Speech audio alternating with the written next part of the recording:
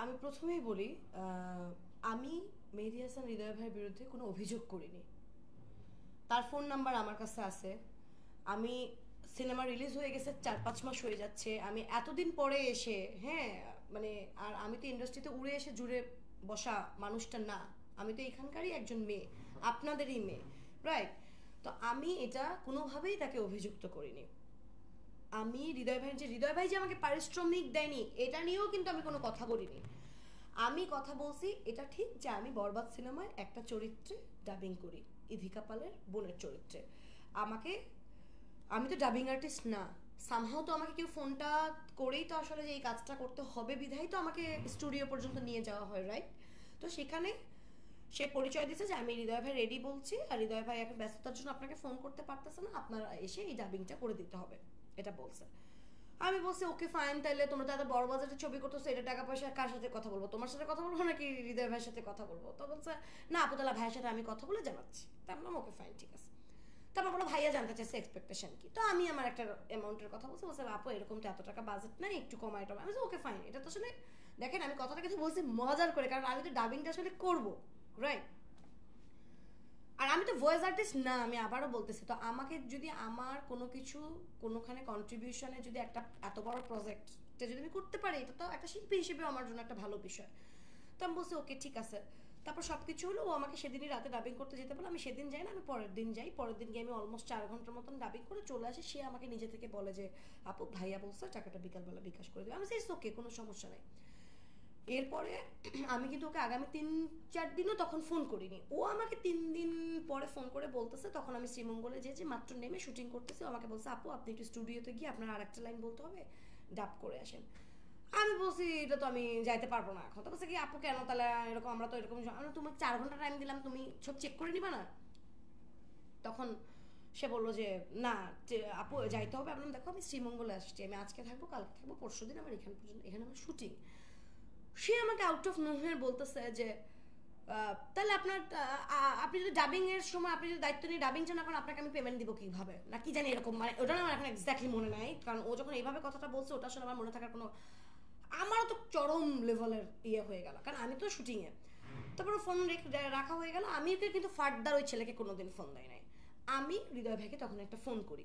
হৃদয় ভাই সামাও সিনেমা রিলিজের সময় হয়তো বা সে ফোনটা ধরতে পারে নাই, ঘটনা কিন্তু এখানে শেষ।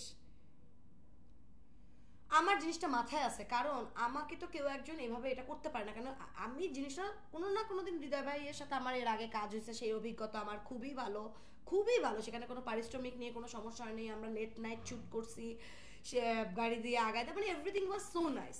তাহলে আমার তো খামাখা আউট অফ নো হ্যার আমার তার বিরুদ্ধে অভিযোগ করার কোনো মানেই নাই, মানে প্রশ্নই আসেনি এটা আমি কেন করব। তো ভাইয়ের সাথে কোনো না কোনো সময় দেখা হবে, দেখা হলে বলবো। এরপরে আমি ছবিটা আমি দেখতে যাই, যে ছবি আমি এমনিতেও দেখতাম, তাছাড়াও আমি ছবিটা দেখতে যাই যে আসলে ওখানে আমার ভয়েসটা রাখা হয়েছে কি হয় নাই, এটা দেখার জন্য। যে কারণ আমি তো কোনোদিন না কোনোদিন এটা বলবো, আমি তো এটা তক্কে তক্কে আছি, কারণ আমাকে কেউ এভাবে অপমান করতে পারে না। কিন্তু তখনও যেহেতু আমি শুটিংয়ে ছিলাম, হয়তো আমি যদি শুটিংয়ে না থাকতাম হয়তো আমি এটা নিয়ে ওই ছেলে কে কই কি খুঁজে বের করে আরও কিছু বলার, আমি আসলে সময়টা পাই নাই। সত্যি কথা বলতে আমরা আসলে শুটিংয়ে গেলে অন্য কিছু নিয়ে মাথা কামানোর জন্য এতখানি সময় আমাদের থাকে না। তো আমি যে দেখলাম ভয়েসটা আমারই, তো আমি ওনার সাথে দেখা হলে তো বলতামই। এর মধ্যে এগুলো ঘটনা টটনা সব শেষ, আউট অফ নো হোয়ার যে জিনিসটা আমাকে প্রচণ্ড বিব্রত করছে, এবং আমি খুবই বিব্রত বোধ, মানে বোধ করছি আর কি। সেটা, আমরা কি হয়, আমরা যখন একটা জায়গায় কাজ করি, আপনারা যখন অফিস করেন, আপনারা অফিস থেকে নেমে গিয়ে আপনাদের সারাদিন অফিসে কি হলো না হলো এই বিষয় নিয়ে আপনারা কথা বলেন না, বলেন তো কি হলো না হলো, এটা তো খুব স্বাভাবিক। আমি যেই পেরিফেরিতে কাজ করি, আমি আমার এনভায়রনমেন্ট নিয়ে কথা বলবো না? সেদিন আমি ক্যাফে কলম্বিয়ায় আমরা বসে এরকম সবাই আড্ডা দিচ্ছে, আমার ফ্যামিলির লোকজন এরকম সেরকম, হ্যাঁ। তো এবং আমি কিন্তু জার্নালিজম, মানে আমার বড় বোন জার্নালিজমের স্টুডেন্ট ছিল ঢাকা বিশ্ববিদ্যালয়ের, সে জার্নালিজমই পড়ায়, আমার দুলা ভাই তাই। তো আমার এই সুবাদে কিন্তু অনেককে আমি আমি আমার ফেসবুকে তারা আছে, রাইট? কারণ আমি তো ছোটবেলা থেকে তার, মানে আমার বড় বোনের সুবাদেই তো আসলে আমি কাজ করতে আসছি, রাইট? তো আমি এমনিতে কথা বলতে বলতে বলতেছি যে এত বড় বড় সিনেমা হচ্ছে, এত কিছু হচ্ছে, এমনিতে তো আসলে শিল্পীদের এখন একটু কাজ কম, আমরা নানান রকম ঝামেলার মধ্যে দিয়ে যাচ্ছি, যে এত কিছু হচ্ছে। তো কিন্তু আমার তো মনে হয় যে যারা যারা এগুলো প্রডিউস করতেছে বা যে প্রতিষ্ঠানটা থেকে কাজ হচ্ছে তাদের আসলে আরও একটু দায়িত্বশীল হওয়া দরকার। কারণ 5 কোটি 7 কোটি 10 কোটি টাকা খরচ করে ফেলতেছে, কে টাকা পাচ্ছে কে টাকা পাবে না, মানে আপনার কাছে সমস্ত হিসাবটা থাকবে না। এটা তো মানে এরকম ছবি না যে আমি 50, যেটা আমি যদি বলি যে না অনুদানের একটা ছবি 50 লাখ টাকা পাইছে কি 70 লাখ টাকা পাইছে, জোর করে আরেকজন প্রডিউসার টেনে নিয়ে এসে এরকম কাজ করছে, বাজেটের সমস্যা, এটা বাজেটেরও সমস্যা না। আমি তো টাকাটা ডাবিং করছি এবং আমি আমার পারিশ্রমিকটা পাইনি, দ্যাট ইজ ট্রু। কিন্তু হৃদয় ভাই পর্যন্ত এটা হয়তো বা যায়নি, বা প্রডিউসার পর্যন্ত হয়তো বা জিনিসটা যায়নি, কিন্তু দিন শেষে তো পয়সাটা আমি পাই।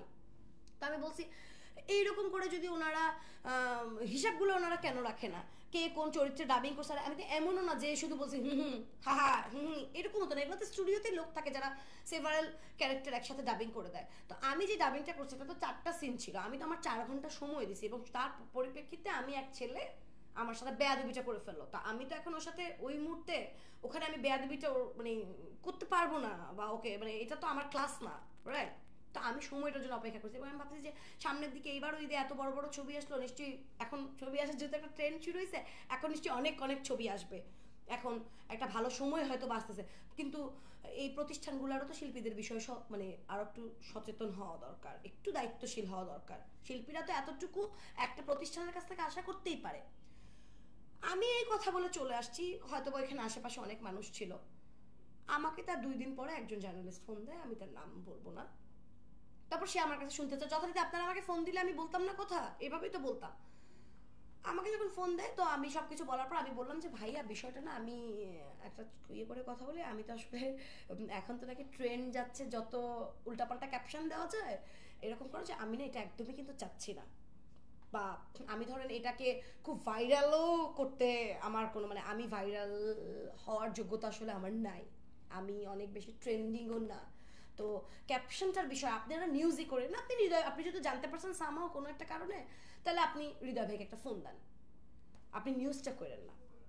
তো সে বললো না আপু নিউজ একটা করবেন, আপনি যদি এরকম কোনো কিছু করেনও ক্যাপশনটার বিষয়ে সচেতন থাকেন, কারণ এখন যে ক্যাপশন দেখতেছি এটার পরে না আসলে কোনো মানে নিউজ পড়তে ইচ্ছা করে না, অন্যদের হয়তো বা করে, এই জন্য মিলিয়ন মিলিয়ন ভিউ হয়, আমার করে না। তো আমি যেটা করে না সেটার ভাগিদার তো আমি হইতে যাবো না নিশ্চয়ই দিন শেষে গিয়ে, রাইট? মানে না না না আপু এরকম দেখবো। আমি দেখলাম সেখানে আছে যে আমি নাকি মেহেদী হাসান বরবাদের প্রযোজক পরিচালক মেহেদী হাসান হৃদয়ের বিরুদ্ধে আমি অভিযোগ দিছি। এটা তো খুবই লজ্জাজনক বিষয়। এই জায়গাটা আমি আমারটা ক্লিয়ার করলাম, এবং আমি এটা বলতে চাই ভাই, আমি হাত জোর করে যে কোনো আমাকে নিয়ে নিউজ যদি না হয়, আমার কাজ নিয়ে আমি আলোচনা সমালোচনায় থাকতে চাই, যদি আমার কাজ না হয় তাহলে আমি থাকবো না, হঠাৎ দেখা হইলে হাই হ্যালো বাই বলবো, ভাইয়া যা আসেন এক কাপ কফি খায়। কিন্তু কোনোদিন এই ধরনের জিনিস, আমি কাকে বিয়ে করলাম, আমি কার সাথে এখন আসি, আমি কত লাখ টাকা দামি কাপড় পরতেছি, এগুলো আমি একেবারেই পছন্দই করি না, এটা আমি নিতেই পারবো না যেটা আমার সাথে হোক, বা কেউ প্রশ্নটা আমাকে করুক। আচ্ছা, এইখানে আমার একটা প্রশ্ন, নিউজটা যখন পাবলিশড হয়ে গেল, যেহেতু আপনি বলছেন যে বিষয়টা কি মেহেদী হাসান হৃদয় বরাবর সে জানতো না পার্সোনাল বিষয়টা কি, যখন পাবলিশড হয়ে গেল হৃদয় ভাই যখন জানলেন, তারপরে কি আপনাকে উইলিংলি ফোন দিয়েছে? হ্যাঁ হ্যাঁ ফোন দিছে, সে আমাকে উইলিংলি ফোন দিছে, সে খুবই আকাশ থেকে পড়ছে, সে আমাকে বলতেছে আমি এই জিনিসটা সমাধান করে দিচ্ছি। কিন্তু ততক্ষণে তো আসলে অনেকগুলো নিউজ হয়ে যাচ্ছে, এবং দেখেন সবগুলোতে ওর ছবি আমার ছবি দিয়ে নিউজ করতেছে। হ্যাঁ, তো আমি বললাম যে ভাইয়া আমার জায়গা থেকে ফার্দার এটাতে আসলে কোনো রকম কোনো কিছু যাবে না, মানে আমি এটাকে উস্কাবো না, কারণ আমি এটাকে কিন্তু কোনো রকম প্ল্যান করে এটা আমি 5 মাস পরে করি নাই, এইটাকে করার জন্য আমার ন্যূনতম কোনো এফোর্ট ছিল না, কথার চলে চলে এক জায়গা থেকে কেউ হয়তো বা জানতে পারছে সেই জিনিসটাকে এইভাবে করে দিছে। তো আমি প্রথমত যেটা বলতে চাই আপনাদেরকে, যে আমরা কিন্তু একটা খারাপ সময়ের মধ্যে দিয়ে সবসময়ই যাই, শিল্পীরা বেশিরভাগ সময় যাচ্ছে, কিন্তু এখন জেনারেশনের পর জেনারেশন যাচ্ছে, আমরা এগুলো নিয়ে কথা বলি, এই সমস্যাটা থেকে কিভাবে আমরা উত্তরাইতে পারি সেটা নিয়ে আমরা কথা বলি, আমরা সিস্টেমটা নিয়ে কথা বলি। আজকে দেখেন আমরা যদি সিস্টেমটা নিয়ে কথা বলতাম, একটা শিল্পী 2000 টাকা পাক, 1000 টাকা পাক, 500 পাক, 10,000 পাক, আর 20 লাখ পাক, 20 লাখের টাকা আপনি এনওসি করতে পারতেছেন, আর আপনি 10,000 টাকা এনওসি করতে পারতেছেন না, কেন পারতেছেন না? আপনাকে তো এনওসি করতে হবে, কারণ আপনার যখন এনওসিটা আপনি করেন সেই কপিটা তো আমিও আমার ভ্যাট ট্যাক্সটা সময় কাজে লাগাইতে পারি। হয়তো বা তাহলে 2টা কারণে হাউসগুলো এটা করতেছে না, যে যদি কোনো অ্যামাউন্ট বসায় দেয় শিল্পীরা এটা জেনে যাবে যে সে আসলে রিয়েল অনারিয়াম কত, সেখান থেকে কাট করা হয়েছে কত, এই জন্য হয়তো বা তারা শিল্পীর সামনে বসা এই সাইনটা নিচ্ছে না। আর নয়তোবা তারা এটা করতেছেই না, এটা তারা আরো উপর পক্ষকে গিয়ে ফাঁকি দিতেছে। আমার যদি আমার আজকে সাইন করা থাকতো আমি এই কাজটা করছি আপনার সাথে, আপনি সাপোজ আমাকে এখন এই 1 ঘন্টা সময় দিয়েছেন, এই 1 ঘন্টা সময়ের বিনিময়ে আমি এইটা টাকা পাইছি, তো এটা তো আমার একটা আর্নিং, রাইট? তা আমি যে টাকাটা আর্ন করছি সেটার জন্য আমার ভ্যাট ট্যাক্স দিতে হবে না এই দেশকে? তো আপনারা যদি আমাকে কাগজ না দেন আমি ভ্যাট ট্যাক্স কই থেকে দিব? প্রত্যেকে যে যদি বলে খালি ক্যাশ টাকা কেন দেয়, কারণ যা বাজেট থাকে এটা তো আসলে পুরোটা দেয় না, এটাকে কমানোর জন্য কাটছাট করার জন্য হয়তো এই ব্যাপারে। তাহলে আপনারাও ক্লিয়ার ভাবে আসেন। এক্সকিউজ মি, সরি রে, আমি একটু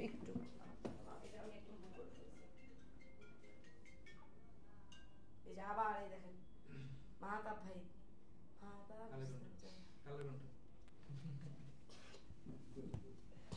তো আমার কথা যে আমরা সিস্টেমটা নিয়ে কথা বলি, আপনারা সিস্টেমটা নিয়ে কথা বলেন। এই যে ডলি আন্টি সেদিন বলছে যে সে এতগুলো টাকা পায়, সেই সময় যদি এটা নিয়ে সোচ্চার হইতো তাহলে কি আজকে এই জিনিসটা দেখতে হইতো? এটা নিশ্চয়ই দেখতে হইতো না। আর সবচেয়ে বড় কথা, আপনারা তো শুধু পর্দার হিরোদেরকে দেখতেছেন, পর্দার হিরো নিয়ে অনেক আলোচনা সমালোচনা মাতামাতি এরকম সেরকম। এই যে পর্দার পিছনে মনে করেন ও তার এটা কি অফ হইলো না কেন? যাবো না না না সমস্যা, আমি সাইলেন্ট করে দিছি। হ্যাঁ, তো পর্দার পিছ মানে যারা একটা হিরো বা একটা হিরোইনকে দিয়ে তো একটা সিনেমা হয় না। এই যে মানুষগুলো কাজ করতেছে এবং তারা কাজ করতেছে, তারা লাঞ্ছিত হইতেছে, টাকা পাইতেছে না, অপমান করতেছে। হ্যাঁ, তো আমি বলবো তো আসলে এরা আসল হিরো হিরোইন। আমার তো নিজেকে এখন আজকে থেকে হিরো মনে হইতেছে যে একটা 17 কোটি টাকা 20 কোটি টাকার ছবি আয় করছে 50 কোটি। হ্যাঁ, আর আমি কথা বলতেছি ভাই একটা ছোট একটা চরিত্র, এখন এটাও জানি এর পরে আমাকে কি বলবে, কাজ পায় না তো এই জন্য এখন ডাবিং করে। ভাই আমি যেটাই করি না কেন, আমি এই বাংলাদেশের মাটিতে এই কথাটা বলতে চাই, আমি যদি আমার কোনো পারিশ্রমিক নির্ধারণ করি, আমার পারিশ্রমিক আমাকে দিয়ে যাইতে হবেই।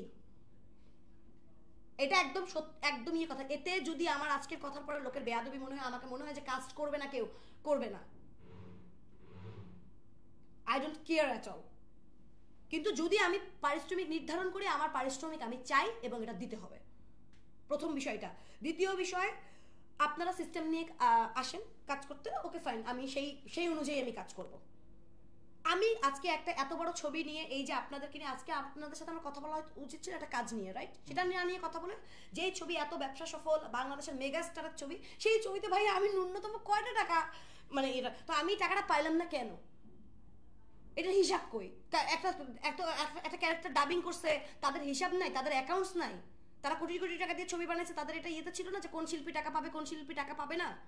তারা সেন্সর করায় নাই ছবি। এবং এই অভিনেত্রী তো ভারতীয় অভিনেত্রী, এই অভিনেত্রী ভারতীয় অভিনেত্রীতে গিয়ে তো দেখি তো আমি ডাবিংটা গিয়ে করছি, তো তাহলে তাদের সেন্সর ইস্যুস ছিল না? আমার এই পুরো শরীরটা কিন্তু এই কপিরাইট আমার, যখন আমি একজন শিল্পী তখনও কিন্তু কপিরাইটটা আমার। এই কপিরাইট কিন্তু অন্য কারণ না, তার মধ্যে যদি একটা ভয়েস হয়, ক্যামেরার সামনে আনলেও বরং এটা কিছুখানি দুর্বল হয়, কারণ আমি আমার স্বইচ্ছায় ক্যামেরার সামনে কাজ করতে আসছি, আমাকে তার কেউ টেনে হেঁচড়ে আনে নাই। কিন্তু ভয়েসের বিষয়টা কি, ভয়েসটা তো আমাকে গিয়ে দিতে হয়েছে, তার মানে নিশ্চয়ই কোনো একটা এগ্রিমেন্টের বেসিসে আমাকে ভয়েসটা দিতে হয়েছে। এবং সে যখন কথা বলতেছিল তার তো অনেকগুলো ডাবিং এর রেফারেন্স আমরা বাংলা পাই নাই, মানে আমাকে তারা যেভাবে বলতেছিল সিং সাউন্ডের অবস্থা খুবই খারাপ ছিল, আমি ওখান থেকে, কারণ ওইখানে যে আমাকে গাইড করছে স্টুডিওর ছেলেটা, আর উনি যে ছেলে আমাকে নিয়ে গেছে এডি পরিচয়ে, তো আমি তো সেই জিনিসটা দিয়ে আসছি। তা আমি আজকে এটা বললাম, সেটা তো আমি দোষী হইলাম, সবাই আমাকে এরকম বলবে।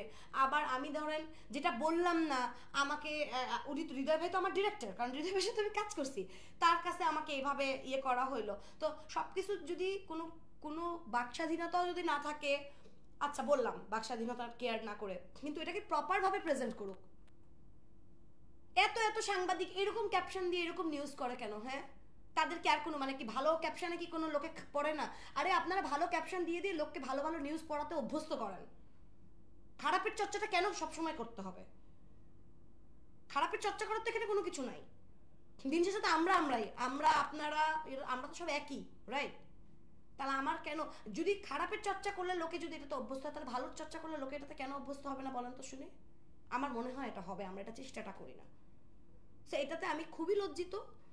এবং আমি আপনাদেরকে এটা বলতে চাই যে আমি এরপরে যদি আমাকে কেউ কারোর কোনো সময় ফোন করতে হয়, আমার কোনো কাজে যদি কোনো সাংবাদিকরা মনে হয় যে নিউজ করবে, ভাই যদি আমার কাজটা নিয়ে শুধু নিউজ করা সম্ভব হয়, আমার সাথে যোগাযোগ হবে, ফোন হবে, কথা হবে, নিউজ হবে। আর যদি মনে করে কেউ যে না আমাকে নিয়ে কোনোদিন কিছু করবে না, জানাবে না, করুক না, কোনো সমস্যা নাই, আমার ন্যূনতম রিগ্রেটনেস থাকবে না। এটা যেমন একই সাথে সত্য, পাশাপাশি এটাও সত্য এখন আমাদের দেশে অনেক ভালো ভালো ছবি হচ্ছে, অনেক কিছু এরকম হচ্ছে, ওরা কাজ সিস্টেমেটিক্যালি করুক। অন্যান্য বড় ছবি হয় না, আমি কারোরটার সাথে কোনোটা তুলনা করব না, কিন্তু এই বাজারে কিন্তু এমনও ভালো ছবি হয়ে সেই ছবি মানে এখন ব্যবসা সফল হয়েছে, তাদেরকে নিয়ে তো লোকে বলতেছে না। তাদের রেডিদের সাথে তো বছরের পর বছর কাজ করে যাচ্ছি, কোনো তো সমস্যা হচ্ছে না। তাহলে আপনারা যত কোটি কোটি টাকা খরচ করতেছেন, বলেন না আজকে আমি দোয়েল এই কথাটা তুলছি বা কথাটা কোনো কারণে নিউজে আসছে দেখে তো আপনারা আসছেন, রাইট? নাহলে তো আপনারা আসতেন না। আমি যদি বলতে পারি যে অসংখ্য মানুষের ফেসবুকে আমি প্রতিদিন নিউজ ফিডে নিউজ দেখি যে পেমেন্ট নিয়ে কথা বলছে, কই তাদেরকে নিয়ে তো কথা হচ্ছে না কি? তার কি পেট নাই? সে কি খায় না? তার কি খাইতে হবে না? তার কি পরিবার নাই? খাবে শুধু মেগাস্টাররা, আর অন্যরা না খেয়ে থাকবে, রাইট? যে আমাদের ডোরেমনের মতন আমরা কোনো গ্যাজেট পেয়ে গেছি যে আমরা একটা খাইলাম টুক করে, তারপরে হচ্ছে কি আমাদের খিদা লাগবে না, ঘুমলা হবে না, মানে কাপড় চোপড় লাগবে না, বাড়ি ভাড়া দিতে হবে না, বাচ্চা কাচ্চাকে পড়াশোনা করাতে হবে না, কিচ্ছু করতে হবে না। বিষয়টা কি এরকম? হয়তো বা কিছু অংশ যারা বড় বড় জায়গায় লিড দিতেছে, যারা এরকম টাকা নিয়ে এরকম হয়েছে, তারা হয়তো এরকমই ভাবে, আরে এদেরকে এত ভেবে লাভ কি, এদেরকে দিয়ে তো চলে না, এরা তো সাপোর্টিং। কিন্তু 100 জনের সাপোর্টে গিয়েই কিন্তু পরবর্তীতে একটা ছবি হয় বা একটা প্রোডাকশন হয়। আপনার গান, ওর নাচ, আমার ভয়েস, ওর অভিনয়, তার আর্ট, এই সম্মিলিত প্রচেষ্টায় গিয়ে যাওয়ার পরে কিন্তু ছবিটা হয়, রাইট? নাহলে কিন্তু ঘরে ঘরে সিনেমা হয়তো। এই জিনিসটাও কিন্তু মানে একদম স্পষ্টভাবেই আমি এটা এরকম বলতে চাই, কারণ যেহেতু সামনে চলেই আসছে। আমি কয়েকদিন আগে দেখছি আমাদের এক মেকআপ আর্টিস্ট ফেসবুকে স্ট্যাটাস দিছে, তার সাথে আমার ব্যক্তিগত একটা সম্পর্ক থাকার কারণে হয় না যে কাজ বেশি হয় বা এরকম, আমি তাকে ফোন দিলাম, খুবই ফ্রাস্ট্রেটিং স্ট্যাটাস। আর এখন না ভয়ও লাগে ভাইয়া, কারণ সমসাময়িক সময় এতগুলো কাছের মানুষকে হারাইছি আমি। স্পেশালি আমি যদি বলি, আমার একটা ছোট ভাই ছিল আমার রংপুরের, ওর নাম ছিল রুহান, ও হচ্ছে ভিকি জাহিদের লাইন প্রডিউসার ছিল। তো ওর সাথে আমার ছোটবেলা থেকে, ওর যখন ছোট আর আমরা একই স্কুলে পড়ছি একই, তো ও আমাকে মরে যাওয়া 2 দিন আগে ফোন দিছিল। সামহাও আমি আসলে দেখাটা করতে পারি নাই বা ওর স্ট্যাটাস ওরকম করে খেয়াল করতে পারি নাই, কিন্তু পরবর্তীতে আমি এটাকে নিয়ে এত রিগ্রেট লাগছে। আমি যখন ঢাকা মেডিকেলের মর্গের সামনে দাঁড়াচ্ছিলাম, আমার কাছে মনে হচ্ছে শিট ম্যান, ও নিশ্চয়ই কিছু বলতে চাইছিল। তো আমরা তো আসলে কারোর বিপদটাতে যে ওই জিনিসটা উদ্ধার করতে পারি না বা সম্ভবও হয় না। তো আমি সেদিন এই ভেবে মেকআপ আর্টিস্টের নাম না জানে আমি বলি তাকে আমি ফোন দিলাম। কি হয়েছে? সে হাউ মাউ করে কাঁদতেছে, বলছে দোয়েল আপু, ও আমাকে বলে কোরবানিদের পর আমি এগুলো এগুলো এগুলো এগুলো কাজ করছি, তার মধ্যে এগুলো এগুলো রিলিজ হয়েছে। হ্যাঁ আপু, আমি কোনো বিল পাইতেছি না আপু, আমার প্রচন্ড জ্বর, আমি খাইতে পারতেছি না, আমার কাছে কিছু নাই।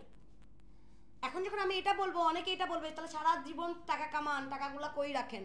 আরে ভাই, আমরা তো এই সিস্টেমের মধ্যে দিয়েই কাজ করে যাচ্ছি, এটার পেমেন্ট পাই না, ওটার সাথে ওটা অ্যাডজাস্ট করি, নতুন করে কাজ বের করতে হয়, সেটার আবার পেমেন্ট উদ্ধার করতে হয়, মানে কাহিনী তো একটা না।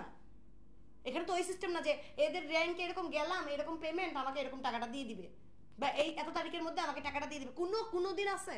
আর আজকে নাহলে এটা কথা উঠলো থেকে কথা উঠলো, কত পরিচালককে, কত লাইন প্রডিউসারকে, কত ইপিকে, কত আর্টিস্ট আর ফোনের উপর ফোন দিয়ে যাচ্ছে, ধরে রেসপন্স করে না কেন?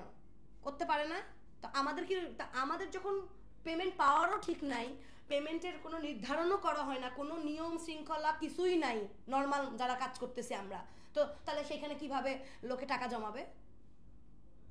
সেই মেকআপ আর্টিস্ট যখন কাঁদতেছে, আমি আমার সামর্থ্য অনুযায়ী, সেই সময় আমার কাছে সামর্থ্য ছিল, আমি তাকে 1000 টাকা পাঠায় বলছি আগে তুই ট্রিটমেন্টটা কর, তারপরে তুই ওই ভাইদেরকে ফোন দে, ডিরেক্টরদেরকে বা তাদের অফিসে যা, যে ভাইয়া আমি 5 দিন ধরে ঘরে বসেছি, আমার প্রচন্ড জ্বর, আমার ডাক্তার আমাকে এতগুলো টেস্ট দিছে, আমি কি করতে পারি? কারণ আমার সামর্থ্য যতটুকু, আমি তো এইটুকুই করতে পারবো, এর বাইরে যেহেতু আমি করতে পারবো না।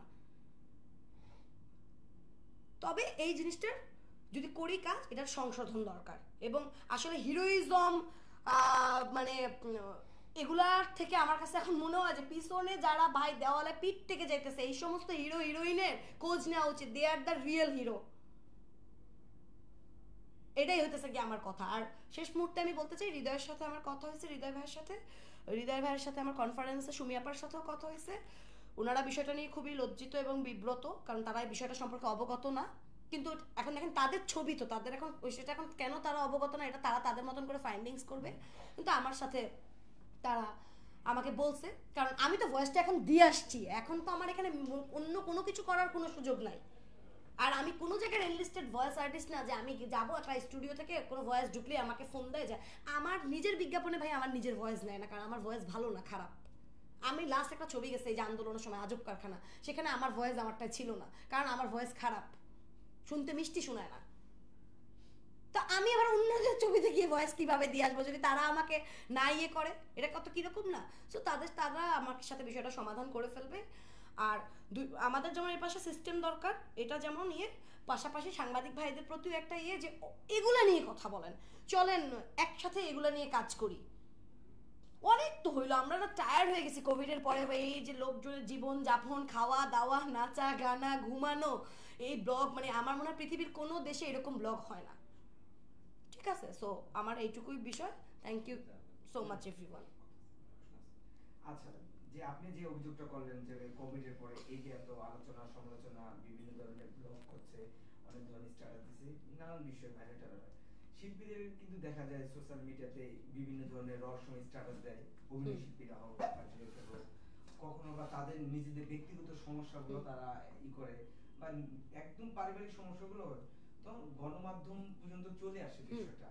অবশ্যই ওটা তো অথেন্টিক ভাবে বা তাদের ইথিক্স মেনে করে, বাট যখন এগুলা দেখা যাচ্ছে নেটিজেনরা বা তাদের লাভার্স হোক হ্যাটার্স হোক ওটা বিভিন্ন বিশ্লেষণ করে, এই জন্য আসলে দায়টা কি শিল্পীদের বর্তায় না?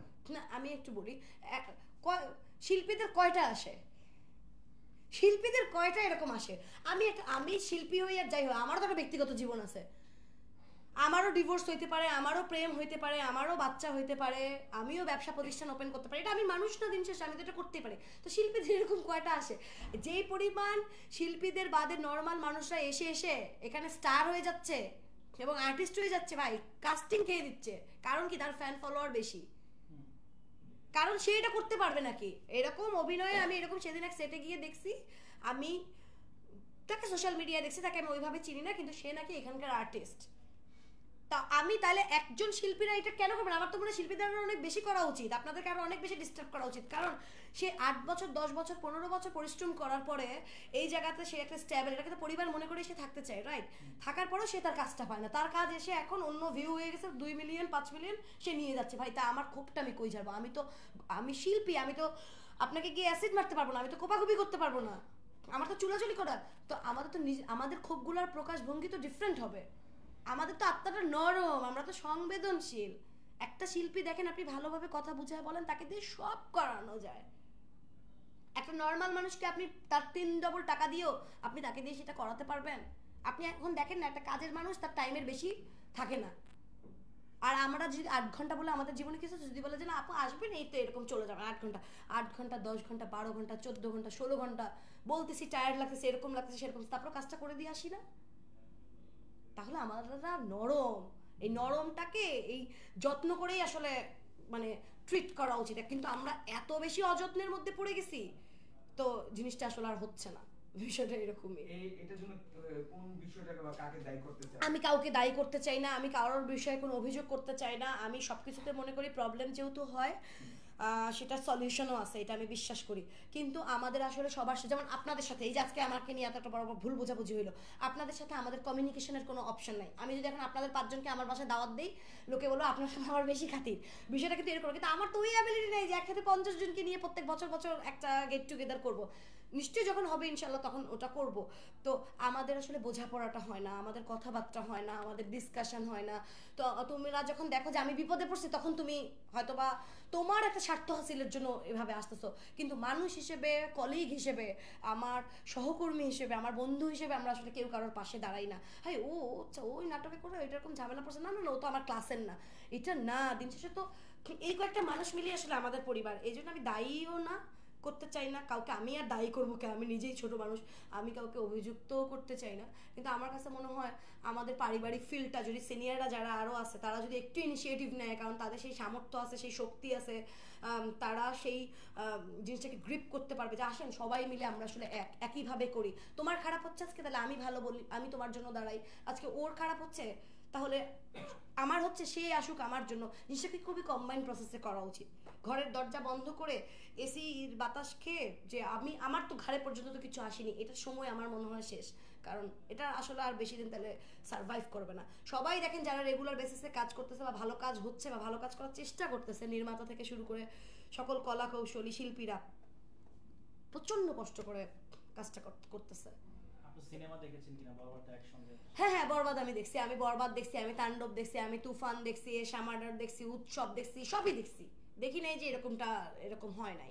আমি ছবি দেখি, কারণ এই সেক্টর থেকে তো আমাকে পয়সা পাইছি, তাই না? তা কিছু পাইলে তো কিছু খরচও করতে হয়, তো আমি দেখি। সামনে কি কাজ আসতেছে? সামনে আমি একটা ছবির কাজ শেষ করছি, এটা অবশ্য ওনারা বলবেন, ওর নাম হচ্ছে শাহরিয়ার ভাই। তো এটার কাজ অলমোস্ট শেষ, মানে এটা ডাবিং টাবিং সব শেষ। ওনারা নিশ্চয়ই খুব শীঘ্রই আপনাদের সামনে এটা বলবে। আর তারপরে আমি একটা অনুদানের ছবি শুটিং শেষ করে আসলাম, লাজু কাপুর। ওটার আর 1 দিন বা 2 দিন শুটিং বাকি আছে। তো ওটার অভিজ্ঞতা আমার খুবই ভালো। শেরপুরে শুটিং করা হয়েছে, এবং এর মধ্যে যদি এই যে আর একটা কথা চলে আসতো, দেখেন আমি বলি আমরা লোকেশনে ছিলাম। এটা একটু ক্লিয়ার হ্যাঁ, যাবো।